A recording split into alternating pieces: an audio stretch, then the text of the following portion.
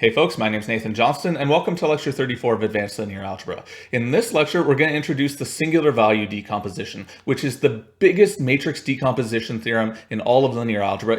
In a sense, it's the biggest theorem in linear algebra. It's the most important theorem. If you know one thing coming out of this course, you have to know this theorem, okay? It's the reason we learned about Schur triangularization. It's the reason we learned about the spectral decomposition. It's the reason we learned about positive semi-definiteness, okay? We're going to put all of these tools together to prove this theorem, and then we're going to spend the next 2 weeks going over all of the amazing things that you can do with this theorem, okay? So today's a big one. Let's get to it, okay? So what is the singular value decomposition? Well, as its name suggests, it's a decomposition theorem, and so what it says, well, it's kind of like diagonalization, and it's kind of like the spectral decomposition. It says, okay, so if you got some matrix here, well, there are going to exist two unitary matrices, U and V, and there's going to exist a diagonal matrix such that you can decompose your matrix A, your original matrix, in this way. You can decompose any matrix as unitary times diagonal times another unitary. Okay, so this is very similar to other decompositions that we've already seen in this course, like the spectral decomposition, for example. So we're going to spend a while talking about how this is better in some situations, how it's different, and sort of clarifying those points, okay? But there exists two unitaries and a diagonal matrix in the middle. Furthermore, the entries on the diagonal of this middle diagonal matrix sigma here, they're uniquely determined by A, okay? So we give them a name. We call them the singular values of A, okay? Just like in diagonalization, the entries on the diagonal matrix D in the middle, those were the eigenvalues of A. Well, in the singular value decomposition, the diagonal entries in the middle diagonal matrix, we call those the singular values, okay? And they are completely determined by A. Okay, so let's think a little bit about how this compares to other matrix decompositions that we've seen, okay, and how it's better than them in some ways and is worse than them in some ways. Mostly better though, okay? So one thing that's good about this decomposition, one thing that's really nice and better than any decomposition theorem that we've seen so far, is this theorem, the SVD, it applies to every single matrix, even rectangular matrices, right? Here A, it can be M by N. No other decomposition that we've looked at has been like that, right? Regular diagonalization needs to be square matrix. Schur triangularization needs to be a square matrix. Spectral decomposition needs to be a square matrix and even normal. Okay, so here we've got a leg up. Okay, it applies to every matrix. Another thing that's nice about this theorem is that sigma in the middle, it really is diagonal. It's not just upper triangular, right? I mean, like when we have a decomposition theorem that works for so many matrices, maybe our mind goes back to Schur triangularization, right? That worked for any square complex matrix. But here we've got a leg up over that. We get a diagonal matrix in the middle, not just an upper triangular one. And furthermore, that diagonal matrix in the middle, it's always real, even if the matrix A itself is complex. And furthermore, the diagonal entries on that diagonal matrix, they're non-negative, okay? They're real and bigger than or equal to 0. We haven't had any decomposition theorem like that yet, right? The spectral decomposition and regular diagonalization, you just had eigenvalues in the middle. And even for real matrices, you might have complex eigenvalues, so a complex matrix in the middle of diagonalization. But that doesn't happen here. Here we always get real non-negative matrix in the middle, real non-negative diagonal matrix. Okay, but the trade-off for getting these nice features is that now you need two unitary matrices, U and V, right? We have a different unitary on the left and on the right in this matrix decomposition, right? In the previous decompositions, we always had, something over here and then its inverse on this other side, whereas that's not the case here. We have two potentially different unitary matrices.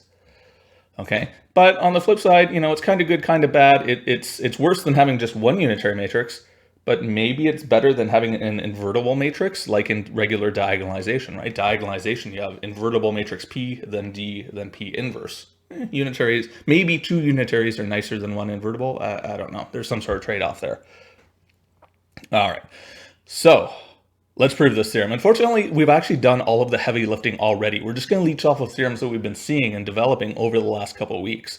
Okay, so the way that we're going to prove the singular value decomposition is we're going to consider this matrix. We're going to consider A star A, and we're going to get the decomposition for A itself out of some decomposition for A star A. Okay, but this is assuming that M is bigger than or equal to N. On the other hand, if M is less than N, in other words, if you have fewer rows than columns, you're going to want to use A star instead, okay? And you'll be able to mimic everything else that we do in this proof. You just make that sort of swap there, and you'll get things will sort of change accordingly all the way through, but you still get the same decomposition at the end of the day. Okay, so here's the arguments.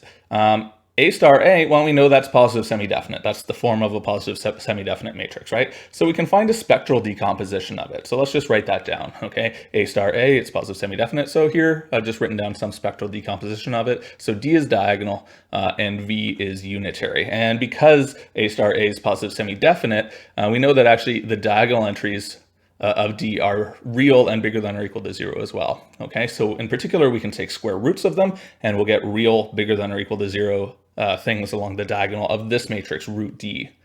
Okay, so what I'm going to do is I'm going to say, okay, well, let's sigma, the sigma part of the SVD, let it be this root D matrix, except I'm going to be careful. I'm going to pad this matrix sigma so that it's not of size m by m, or sorry, it's not of size n by n, but rather it's of size m by n, right? Okay, so we're assuming that n is the smaller one here, and if you go through and check the size of these matrices, D is going to be an n by n matrix.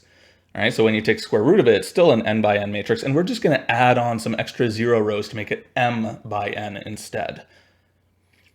Okay, so that's a fine thing to do, fine and dandy. Okay, so now we've got an idea of what the V part in the singular value decomposition is going to be, and we've got a feeling for what the sigma part in the singular value decomposition is going to be. We just need to construct U now. Okay, so where does this come from?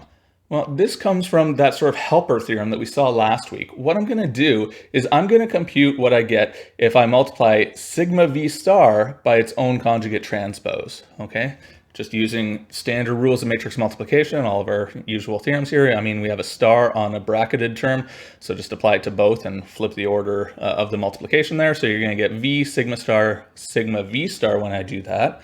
Okay. And remember, what is sigma? Well, sigma is the square root of D, so you have to be a little bit careful with the sizes of these matrices, right? Sigma is m by n, so when you do this product here, you get an n by n matrix, which is exactly what D is, okay? Everything works out. You get the n by n matrix D on the middle here when you multiply these guys together. All right, so we get VD V star, but wait, what's VD V star? I've seen that. That's exactly the spectral decomposition of A star A that I started with up there. Okay, so that's A star A. Now I'm going to look at what I got here. I've got something times its own conjugate transpose equals something times its own conjugate transpose. We have a theorem from last week, theorem 8.7 tells us exactly when that happens, right? This was the theorem about how can you have two different decompositions of a positive semi-definite matrix? Well, if and only if there's a unitary matrix that relates them. If and only if there's a unitary matrix such that this guy equals unitary times this guy. So there exists some unitary matrix U such that A equals U sigma V star. And that's exactly what we wanted. Now we have the entire singular value decomposition just sitting there right, staring at us in the face. Okay, so that's it. Now we're done the proof of the theorem. So yay, we're happy. Okay, that's it.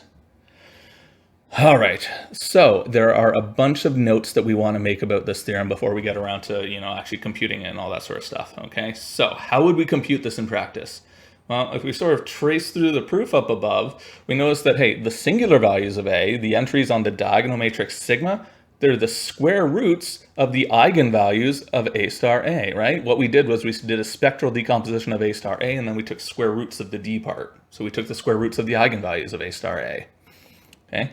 Alternatively, equivalently, if you go through the proof with A star instead of A star A, you get the exact same thing. The same decomposition pops out. So a corollary of this is that A star A and A star, they have the exact same eigenvalues of as each other. So it doesn't matter which of these two matrices you use to find the singular values of A itself. Okay, with one slight caveat, these two matrices, they might have different sizes. Okay, so they have the same non-zero singular values, the same non-zero eigenvalues, except whichever one's larger is going to have some extra zero eigenvalues tacked on. Okay, so they have the same eigenvalues up to, however many zero eigenvalues they have. Okay, it's also worth noting how unique and non-unique the pieces of the singular value decomposition are. Okay, so that middle diagonal matrix sigma, even though the values along the diagonal, the singular values of the original matrix A, even though those are uniquely determined by A, the diagonal matrix sigma itself isn't. Okay, you have a little bit of freedom there in how you construct sigma. In particular, you can arrange those singular values in any order you like. You can find a singular value decomposition of your matrix A that has them in whatever order you choose, okay? So usually, just for the sake of convention and pinning down a particular singular value decomposition, we usually order the singular values so that, the largest one is what we call sigma 1. It's the top left entry. The second largest singular value is sigma 2. The 2, 2 entry in the matrix sigma, and so on down the line, down to the smallest ones being at the bottom right corner. Okay, but even once you take that into account, even once you fix a particular ordering of the singular values along the diagonal of that middle diagonal matrix, you still have these unitary matrices U and V, and those are often not uniquely determined by A. Well, they're never uniquely determined by A, but sometimes there's lots of flexibility in how you can construct them. Okay, so for example, if you ask yourself, well, what are the singular value decompositions of the identity matrix? Okay, well, there's a whole boatload of them. In particular, you can pick any unitary matrix U, then U times U star is a valid singular value decomposition of the identity matrix, right? Here's my unitary on the left, here's my unitary on the right, and then there's just an identity, a diagonal matrix, sigma equals the identity in the middle.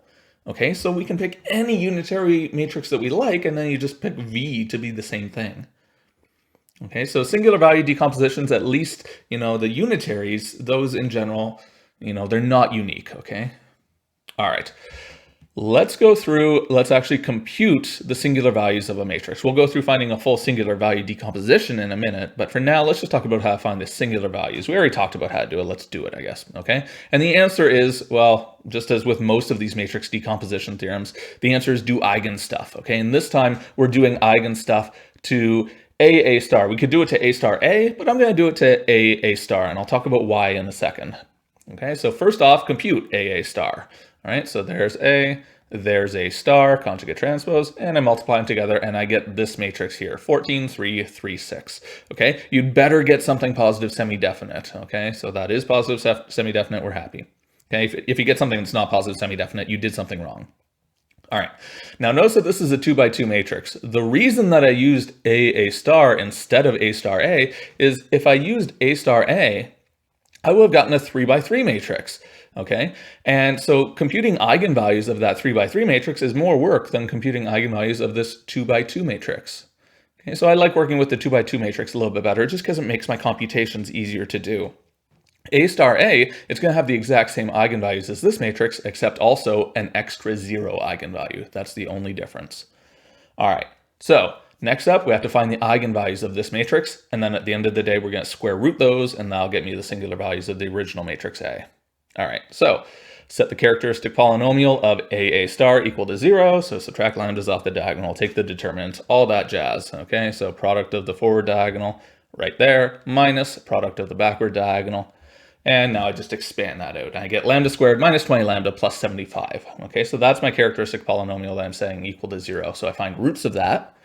Okay, well, it's a quadratic equation. I know how to find roots, okay? It turns out this one you can factor, but even if you don't see the factorization, you can just use the quadratic formula. And it turns out that the eigenvalues, the roots of this polynomial, are 15 and 5. Okay, so those are the eigenvalues of A star. Okay, so how do you find the singular values of A itself? You just square root those, okay? You get, so my largest singular value, what we'll call sigma 1, is root 15. And my second largest singular value, which we call sigma 2, that's root 5. All right, so that's all there is to it. It's just your usual eigenstuff calculations, just with a square root thrown on at the end of the day. All right, well, how would we ramp this up if we want to find a complete singular value decomposition? So not just the sigma matrix in the middle, but also the U and V unitary matrices on the left and right. Okay, so again, we're gonna leech off of diagonalization, okay? So it's still eigenstuff, it's just there's a couple extra steps. Okay, so what we're gonna notice is that, hey, if I've got some singular value decomposition of A, then, well, what do we have of A star A? Well, A star A, if you just plug this in and simplify things a little bit, you're going to get V sigma star sigma V star, okay? And what is this? Well, it's a spectral decomposition, right? Here's a unitary, here's the conjugate transpose of that same unitary, and in the middle, we got some diagonal matrix. Okay, so this is exactly a spectral decomposition of this matrix A star A. Okay, well, how do you construct a spectral decomposition? Well, in the center here, these are going to be eigenvalues. We already knew that. And the unitary matrix on the sides, well, its columns are corresponding eigenvectors. All right, so the way that you can construct this unitary matrix V is you construct the corresponding eigenvectors from A star A, okay, corresponding to the eigenvalues that give you the singular values of A. Okay, so eigenvectors of A star A, those give you the columns of the unitary matrix V. All right, similarly, you can do a similar sort of argument to show that the eigenvectors of A star now, those give you the columns of U. Okay, so A star A, that gives you V, A star, that gives you U. Okay, but you have to be a little bit careful here because when you construct the singular value decomposition, you need the eigenvectors to sort of match up. Okay, you need eigenvectors corresponding to certain eigenvalues. Well, you need them to match up between A star A and A star. So maybe a bit of an easier and also quicker way of computing this matrix U is instead do something like this. Okay, notice that, hey, if you have a singular value decomposition, well, I can multiply both of these, multiply this equation on the right by V, and what I'm going to get is AV equals U sigma, right? Then the V star V are going to cancel out. All right, and if I express this matrix multiplication in terms of the columns of V and the columns of U, what do I get?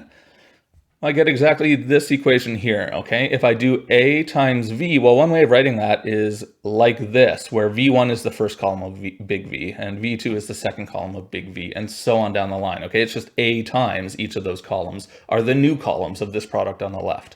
Okay, and similarly on the right, because sigma is diagonal, you can write this product on the right in this way, where again, these U's, those are just the columns of the matrix big U, okay? So it's first singular value times first column of U, second singular value times second column of U, and so on down the line.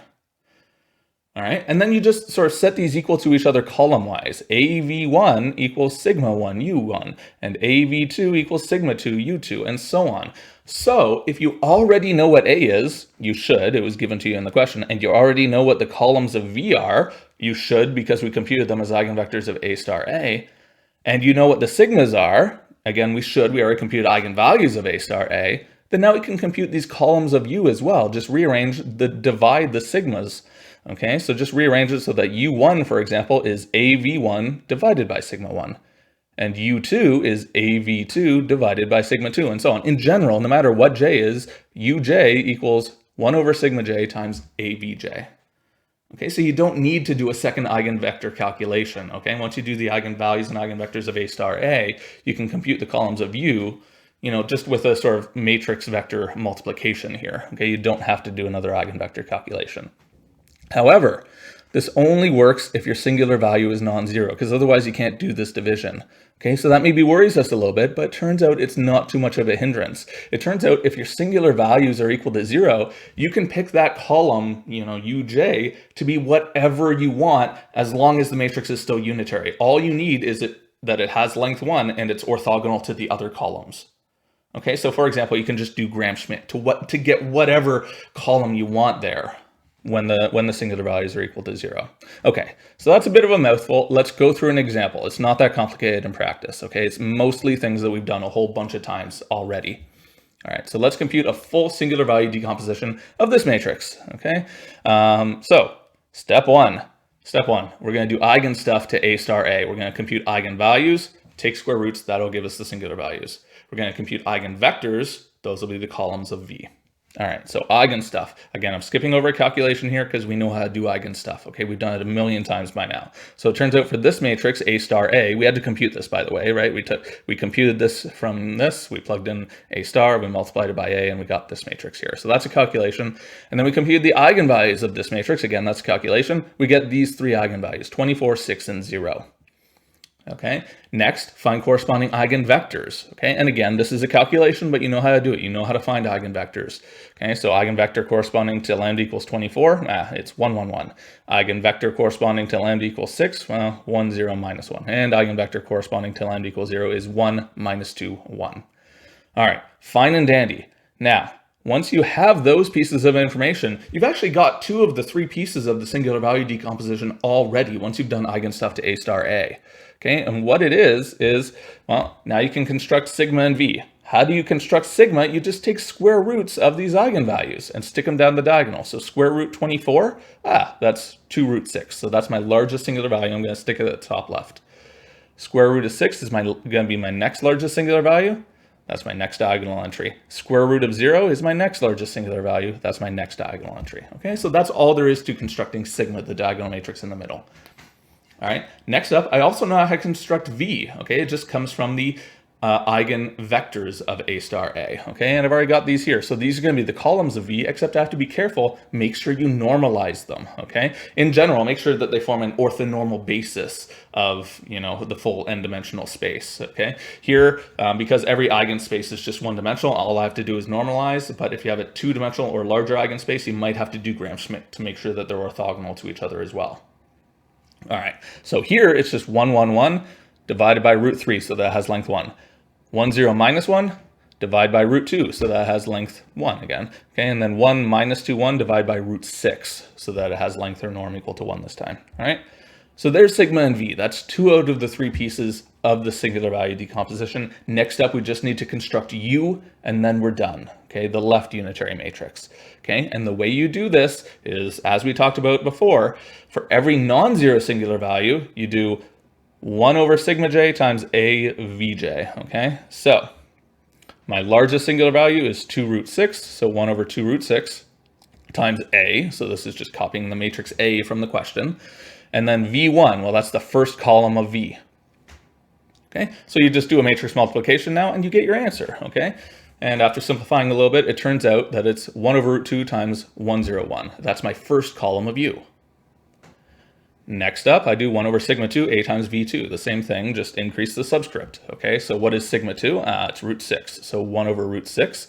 Here's the same matrix A still. And now here's the second column of V. I just copy and pasted it down there. Okay, there's the second column of V. I do my matrix multiplication. This time I'm going to get minus 1, 1, all divided by root 3. Okay, so that's my second column of U. And one thing to notice here is both of these, they have norm 1, and that is always going to happen as long as you've done your calculations right, as long as nothing's gone haywire in your calculation. These had better have norm 1 because, well, they're going to be columns of a unitary matrix. Okay, unfortunately they do.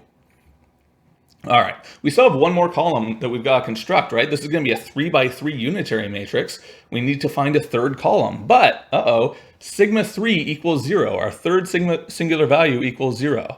Okay, so how do we find this third column of U?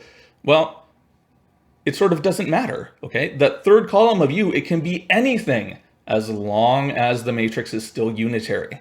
Okay, so you need to make sure that two things happen. You need to make sure that that third column has length 1, and you need to make sure that it's orthogonal to these two other columns that I already found.